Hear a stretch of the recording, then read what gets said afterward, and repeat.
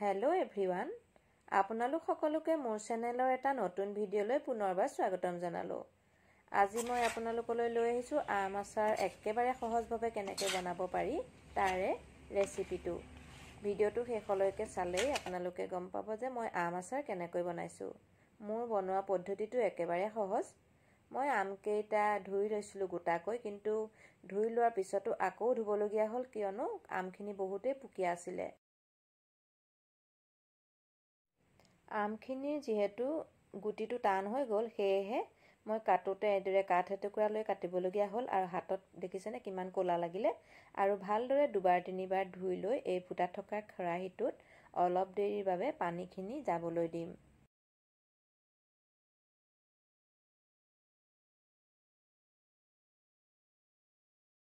ফুটা থকা খৰাহীটো লৈছোঁ আৰু পানীখিনি প্ৰায় যাবৰ বাবে আধা ঘণ্টামান থৈ দিলোঁ। আৰু পানীখিনি যোৱাৰ পিছত মই এইখিনিত অলপ বেছিকৈ নিমখ সানি লৈছোঁ আৰু নিমখ সানিও আকৌ মই এইখিনি আধা ঘণ্টামানৰ বাবে ঢাকি ৰাখিম।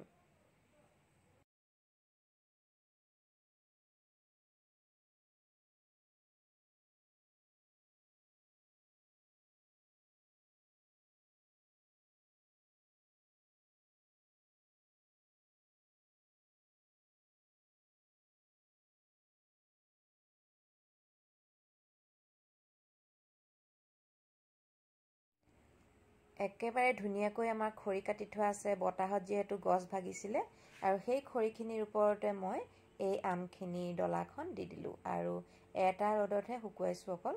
আনফালে এটা বহল পাত্ৰ লৈছোঁ আৰু তাতে মই এই শুকুৱাই লোৱা আমখিনি বাকি লৈছোঁ। ইয়াতে মই এতিয়া ঘৰতে বনাই লোৱা জিৰা, ধনিয়া আৰু আজৱাইনৰ গুড়ি মিহলাই দিছোঁ আৰু এইখিনি মই নিজৰ ইচ্ছামতে 4-5 চামুচমান দিছোঁ আৰু এচামুচ জালুকৰ গুড়ি, আন্দাজমতে ভিনেগাৰ দিছোঁ। মছলাৰ পৰিমাণটো নিজৰ জোখত দিলেই হ'ল আৰু দিছোঁ অলপ জলকীয়া গুড়ি। জ্বলাটো যিমান খায় সেইটো নিজৰ জোখত দিলেই হ'ব। এইখিনি দি লৈ আনফালে মই এটা কেৰাহীত অলপ তেল গৰম কৰি লৈছোঁ। তেল মই ইয়াত দিছোঁ 2 কাপমান আৰু তাতে মই গোটা জিৰা আধা কাপমান দি এইদৰে ইয়াত তেলতে ভাজি লৈছোঁ। এতিয়া তেলখিনি গৰম হোৱাৰ পিছত গেছৰ ফ্লেমটো বন্ধ কৰি দিলোঁ আৰু এইখিনি মই আমখিনিৰ ওপৰতে তেলখিনি বাকি দিলোঁ। এইখিনি কৰি লৈ মই এই কেৰাহীটোৰ সৈতে আমখিনি প্ৰায় 3-4টামান ৰ'দত দিম, যেতিয়ালৈকে আমাৰ আমখিনি কোমল হৈ নাযায়। আৰু মোৰ এই আমৰ আচাৰৰ ৰেচিপিটো কেনেকুৱা লাগিলে জনাবচোন বাৰু। ভিডিঅ'টো যিসকলে শেষলৈকে চালে তেখেতসকললৈ মোৰ বহুত বহুত ধন্যবাদ থাকিল।